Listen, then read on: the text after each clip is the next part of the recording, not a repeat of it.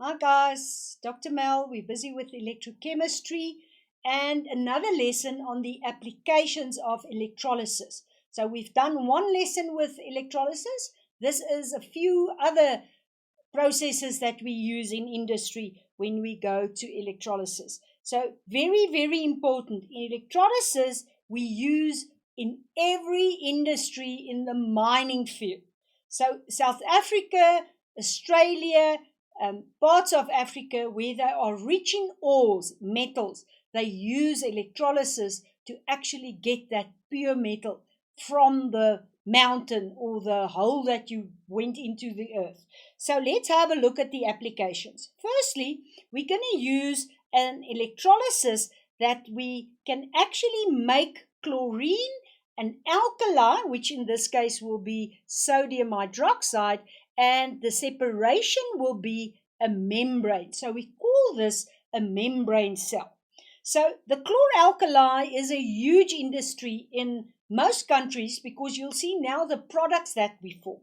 So we are going to dissociate sodium chloride. If you remember what we did with acids and bases, we know it's the sodium ions and the chlorine or the chloride ions that we're going to separate. And we can separate that if I've got a plus electrode and a minus electrode. You can immediately see they will move towards that electrode. Important that from the sodium and sodium hydroxide is one of the products, but we can also make chlorine gas as well as hydrogen gas. So we're going to have a look how the membrane cell is specifically used to form those products. And it's the membrane that separates the anode and cathode compartments. So the diagram, and you'll find this in your books. Now, guys, you cannot just sit and watch while I'm doing this. I actually know the work. I'm trying to make you know the work. Get your pen, get a piece of paper. If you've got notes with you, take it and open it and make it a part of your lesson. Draw it with me. Make notes, annotate, and actually get into this lesson. This is not a soccer match. You cannot just be a spectator. Get onto the field, play with me. So, I've got electrolysis and I've got the membrane. Here you'll see is a membrane. It's got small little openings. If you've got life sciences, you'll know that it's selective. That small porous membrane only allows a specific size through that membrane. Right, so what do we have here? Firstly, we're going to put into this container sodium chloride, which we call brine. I just want to go back here. It is brine because it's the sodium chloride and with a little bit of water. So sodium chloride going in there, and it's got 26% of sodium and chloride. This is going to go into this compartment here, and this side here, I'm going to put the water into this container. Now, this diagram looks daunting if you have a look at it globally.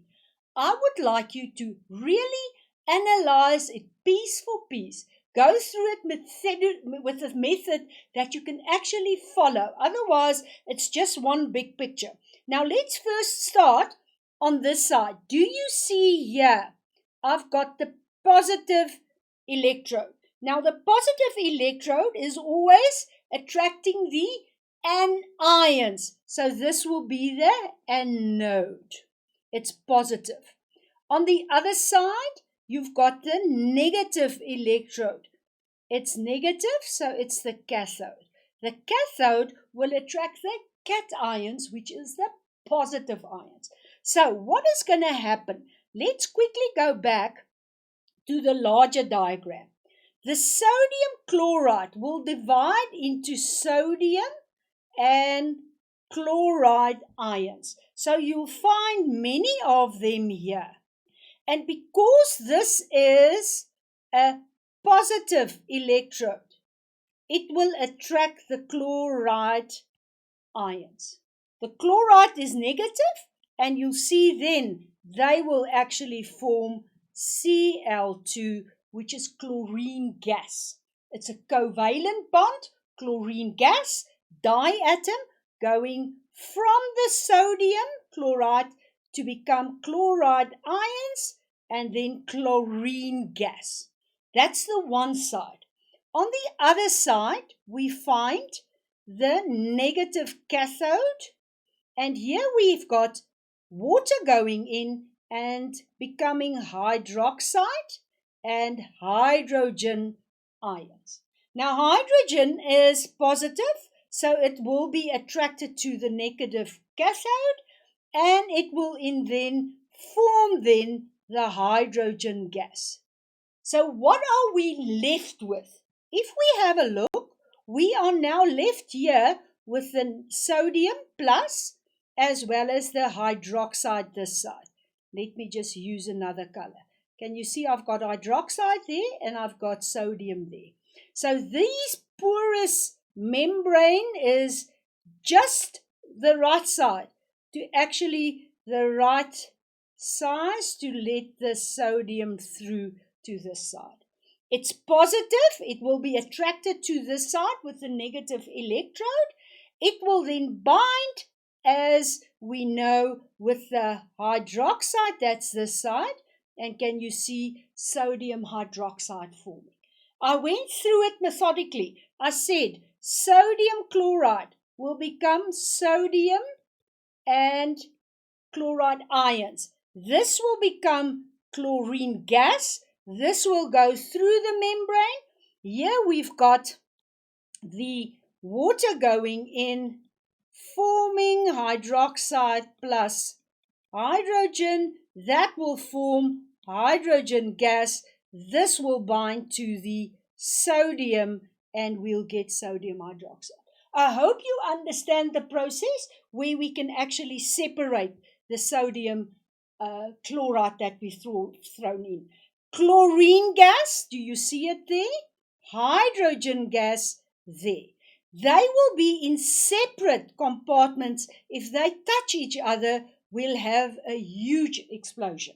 So it's obviously not preferable that they move across the membrane. If we've got the OH, which is this side, migrating to that side, it will actually corrode that anode. So we keep it that side, therefore it will not be moving across the membrane. And then finally, we also want the sodium hydroxide not to mix with the chlorine gas this side. It will form sodium hypochlorite. Now this is just things that we don't want to happen. We don't want it to be other than the three products that we formed, the hydrogen, the chlorine gas, and the sodium hydroxide. Let's have a look at the half reactions.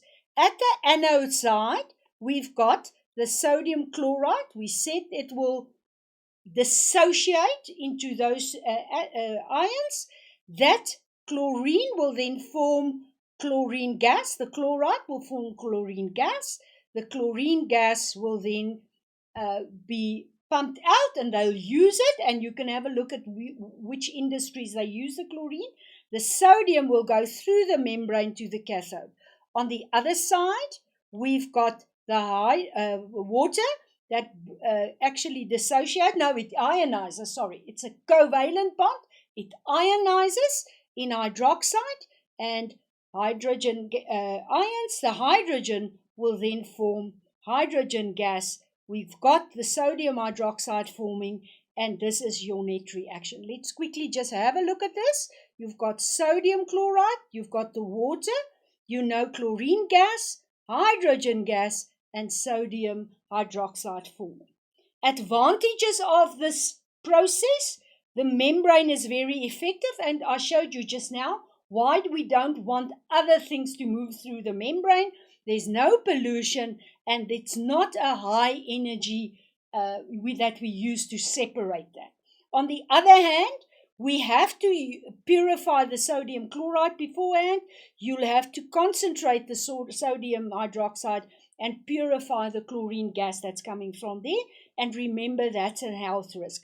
Go and have a look at any source. What will be the uses? And I actually said, You will find this in almost every exam. What's the uses of the hydrogen gas, the chlorine gas, and the sodium hydroxide? Why do we make it, and where do we use it?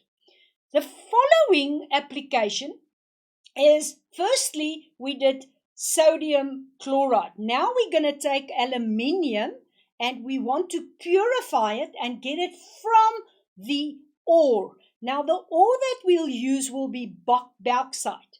Bauxite is aluminium hydroxide. We need to take that hydroxide from that aluminium hydroxide to get aluminium. So that's our pure aim when we've got that. Do you see here? We've got other pieces of metal. So there's yellow, white, grey, brown, and reddish spots here. And it's a few other metals, and we only want the aluminium. You'll find in South Africa that we've got a huge mining industry, but Implats is actually very involved with the platinum, which we use in most of the industries, the vehicle industry, in the food industry, in the furniture industry, we use aluminium. Right, how do we do it?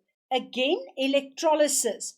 Electrolysis is you'll have to have an anode and you'll have to have a cathode. And you use here aluminium oxide. Now we started here with aluminium hydroxide. Do you remember? We started with aluminium hydroxide. Let's just go back to bauxite. AlOH3. So we've got that. And that will firstly be washed. And they actually use sodium hydroxide. And they will now get a aluminium hydroxide. You started with hydroxide, you're now going to form aluminium oxide. Let me just write it clearer. Aluminium oxide. So I've got aluminium oxide here, and I want aluminium as one of the products. So what's going to happen here? The aluminium will actually be reduced from the aluminium, which is bound to the oxygen, to become aluminium. And now it's a liquid, it's molted. So you've got aluminium. It's going to take up electrons. Can you see there? So it's the gain. And if it's the gain, it's reduction. And the reduction is actually the aluminium being reduced. On the other hand, we started with oxygen here. So the oxygen ions will give away the electrons, which is oxidation. Those electrons will be transferred this side, and we'll do the balancing just now. And they actually use graphite carbon electrodes to give us carbon dioxide, because it takes up the oxygen that's being produced here. So we form oxygen gas. Remember, we started with let's start with the aluminium hydroxide. That's the bauxite. That formed aluminium oxide, 3 and 2. And now we use the oxygen there to form oxygen, and aluminium to form aluminium in the solid. First the liquid and then the solid. Let's have a look how we're going to balance this reaction. We've got the oxygen there with 4 electrons, and you can go and have a look at your electrode potential table. You'll find it there. On the other hand, we've got aluminium here with 3 electrons. Now you've learned before, I've got to balance this reaction. In order for me to balance this reaction, I'm going to add the 3 there, which will make this 12 electrons. And if I add 4 there, I'm going to have 12 electrons there as well. Then I'm going to add this together. And if I add this, it is 6 of this oxygen ions. Do you see? I've also got 3 oxygen gases forming. I've got 4 aluminium ions, and I've got 4 aluminium liquids forming. So guys, you need to be able to balance an equation. make sure that you're using the correct half reactions. The advantages, we can extract aluminium and it's widely used. The disadvantages, it's pumped into dams, the slug, and that's obviously poisonous and not good for human consumption or any animals. It's corrosive, which means it's like rust, especially with hydrogen and fluoride, and it's using lots of energy. It's huge energy to separate that aluminium and oxygen. So in terms of energy, it uses water for the pumps. A final experiment that we're going to do in applications is refining copper. And here you'll see you've got the impure copper, and here I've got pure copper. And I will now separate the copper from that electrode to become copper 2+, and it'll then again go to become copper solid. Right, anode, impure copper. I've got copper solid, but it's impure. It will give away electrons, so that's going to be the reduction reaction. And on the other hand, this copper ions here will go and pick up those 2 electrons. It's pure now and become copper solid, and now I've got the pure copper. And I'm now extracting the copper from the copper ore. So it forms copper ions and then copper solids. A question that I found in an exam paper. A simplified diagram shows an electrolytic cell used in extraction of aluminium. So this is the question. It's simplified. It's not that huge experiment that I showed you just now. It's got an obviously aluminium oxide, and we want to extract aluminium. So it's a very high temperature. It's 1,000 degrees Celsius. And in this diagram, you can see they used electrode X. Now, electrode X is carbon, so it's not really active, but it can become active. And you found that they gave you the cell reaction. Aluminium oxide here will become aluminium solid. Well, it's firstly solid, and then it liquid, and then it becomes a solid, and oxygen gas. Right, what do they want me to do? Write down the name of the ore used as the source of aluminium oxide. Now, we just said it a few minutes ago. It's bauxite. So you need to know bauxite, and if you remember correctly, it was aluminium 3 hydrogen. No, it's not 3, sorry. That we have. Let me just write that down correctly. It's bauxite, and it's aluminium hydroxide, 3 of them. That will then be washed, and it will become aluminium oxide. 2 aluminiums with 3 oxygens. Then they want me to write down the half reaction, give me the function of cryolite, the reduction half reaction, and then they want the balanced equation. So let's see, we've already answered the first one.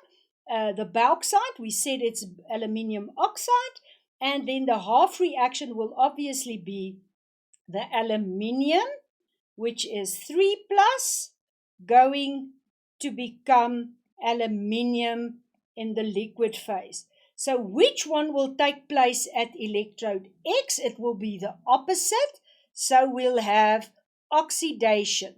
So at X, it will be oxidation. So oxidation is loss because the aluminium will be the reduction. That's the way to identify which of the half reactions is actually taking place at X. So the answer will be the oxidation half reaction. Next question. What is the function of the cryolite? Now the cryolite, and you can have a look at your theory, it actually lowers the melting point. And because it lowers the melting point from 2045 degrees Celsius, which is the actual melting point, this now takes the melting point down to 950 degrees Celsius. So it helps the bonds that's there, and it lowers the melting point. So the function of the cryolite is to lower the melting point. You don't really have to know the values, but you can see there it's a huge lowering or reduction of the melting point. Second question on this slide, what is the reduction of reaction? We already wrote it down. We figured out that that is the oxidation. So this will be aluminium 3 plus with 3 electrons. That will become aluminium liquid first and then aluminium solid as it goes through different temperatures. Write down the balanced equation that shows why the carbon rod must be replaced regularly. So the carbon rod is C, and if you recall, we formed oxygen, and because the aluminium formed oxygen because it started as that. Do you remember? We started with that and it formed oxygen. So what happens now is that this carbon will bind with the oxygen and form carbon dioxide.